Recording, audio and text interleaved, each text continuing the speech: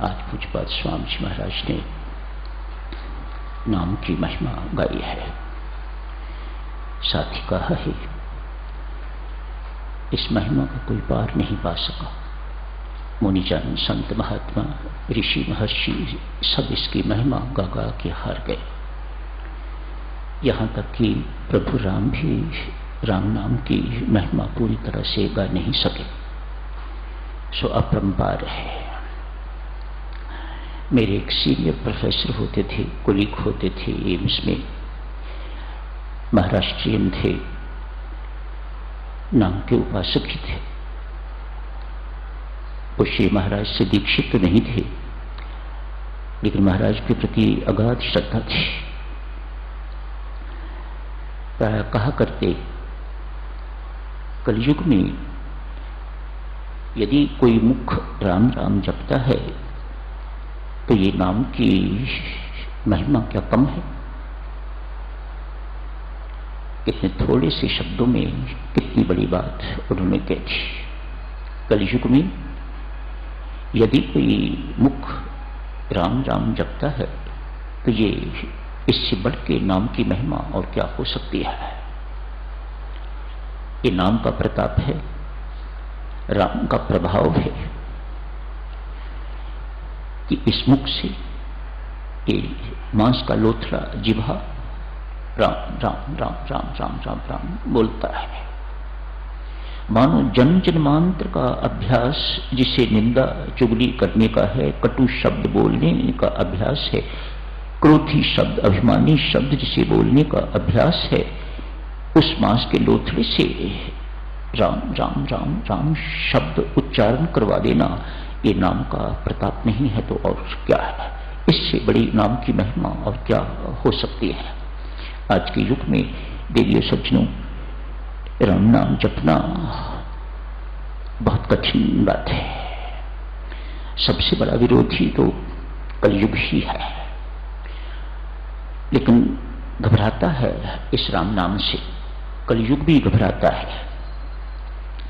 अतएव हमारे लिए परमेश्वर की कृपा से, नाम के प्रताप से, नाम के प्रभाव से सब कुछ सहज हो जाता है, हो गया हुआ है।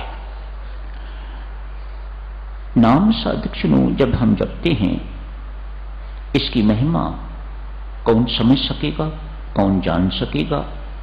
वही जो प्रभु प्रेम में डुबकी लगा चुका है।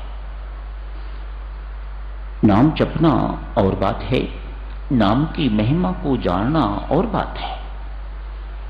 ये बहुत ऊंची बात है।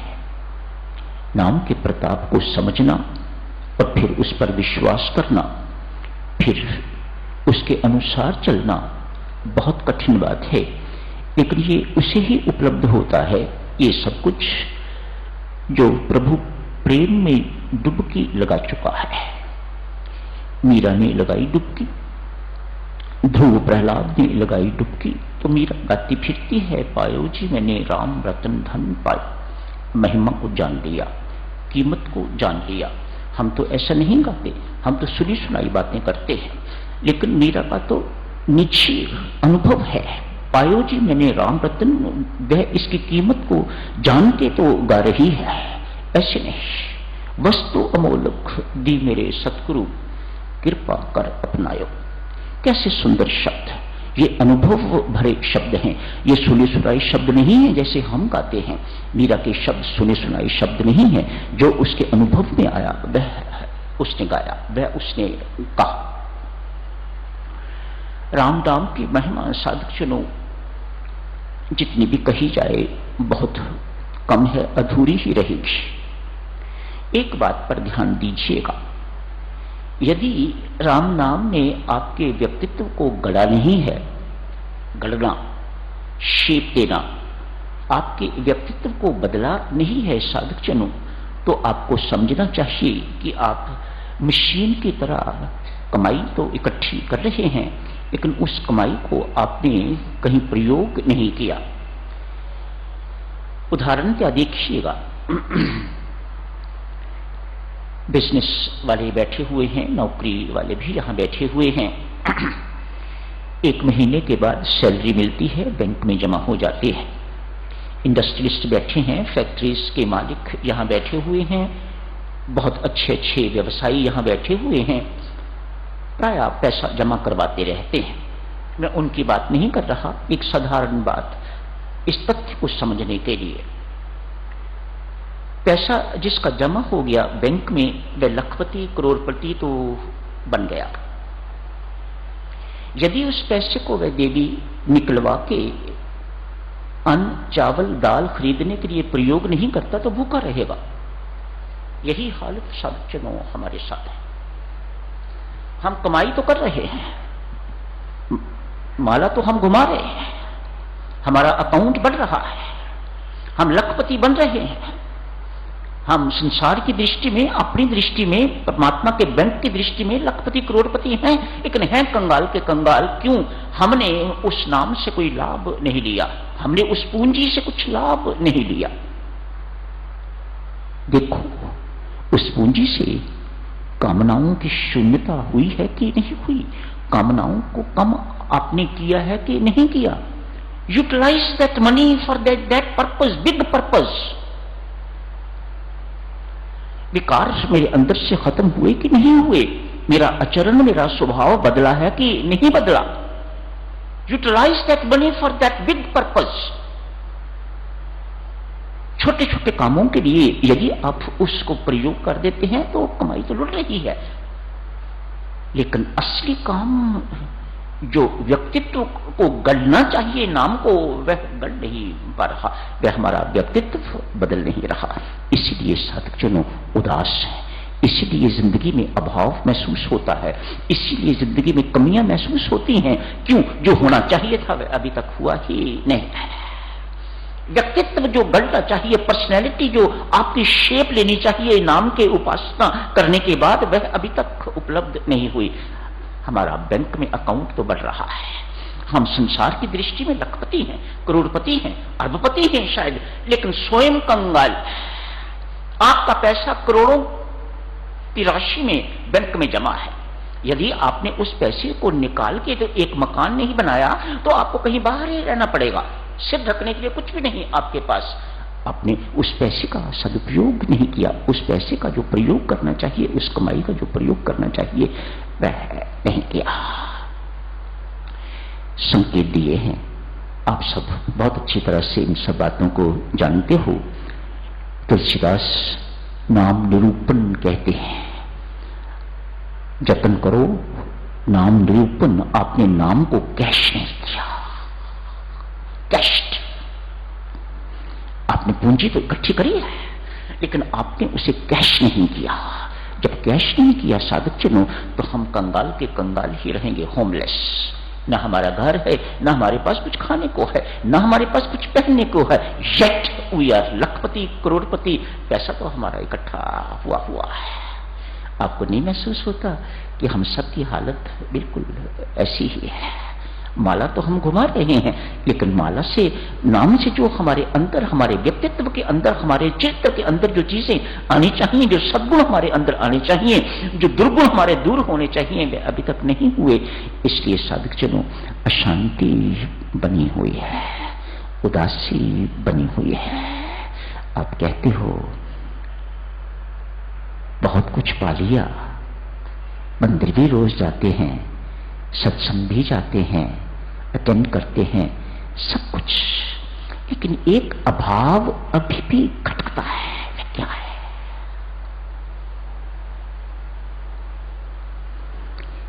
आगे बढ़ते हैं साधकजनों, जारी रखेंगे इस चर्चा को। कल भी सिमरन शुरू हो जाएगा, नाम का सिमरन, नामे का सिमरन, यही करना है।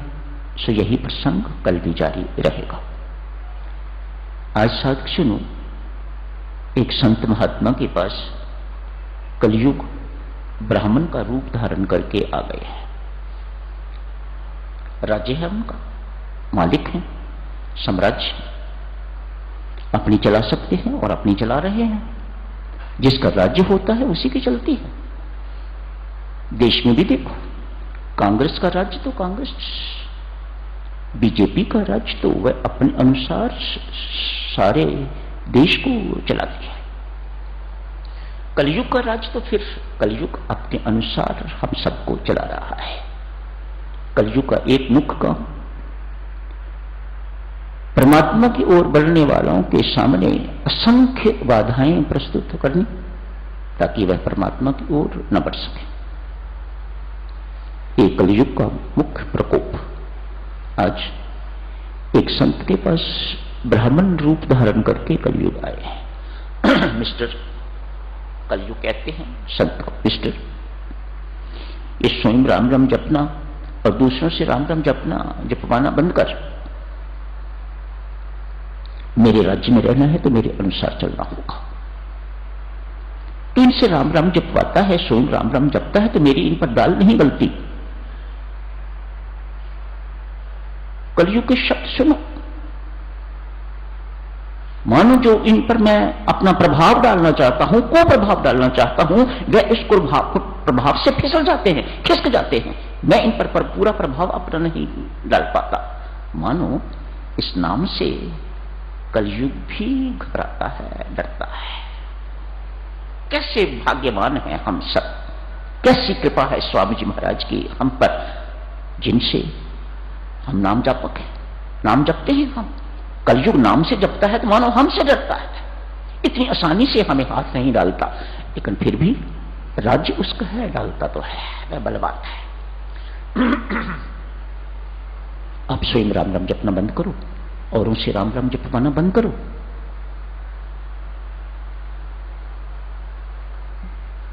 जो मुझे करना है वह करने दो। ये तेरा सिलसिला ठीक नहीं है। ये मेरे राज्य में रहना है तो मेरे से बना के रहनी होगा, नहीं तो पछताओगे।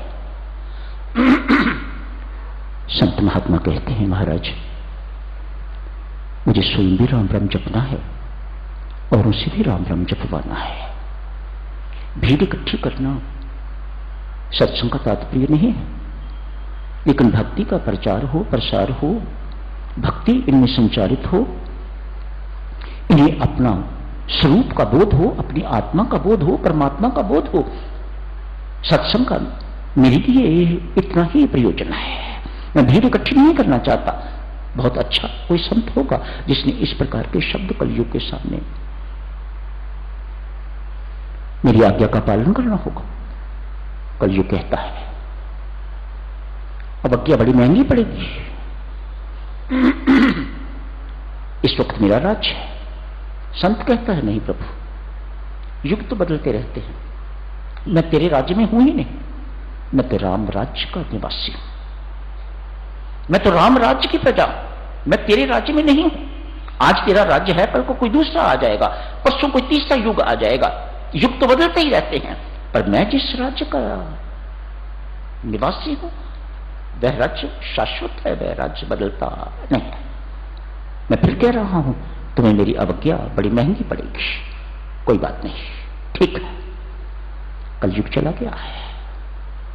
संत महात्मा अपने आश्रम में, यूं समझिएगा कि ऐसे ही सत्संग लगा हुआ है, सत्संग हो रहा है, भगवत चर्चा हो रही है। उसी वक्त एक व्यक्ति आया है। बाबा आपने पिछले सप्ताह जो शराब मंगवाई थी अभी तक उसकी पेमेंट नहीं हुई। एक व्यक्ति कोई आया है, आके कहता है बाबा, संबोधित करके उस संत को, बाबा जो पिछले सप्ताह तूने शराब मंगवाई थी अभी तक उसकी पेमेंट नहीं हुई। समर्पित जितने लोग बैठे हुए थे, 1 मिनट लगा सबको बदलते।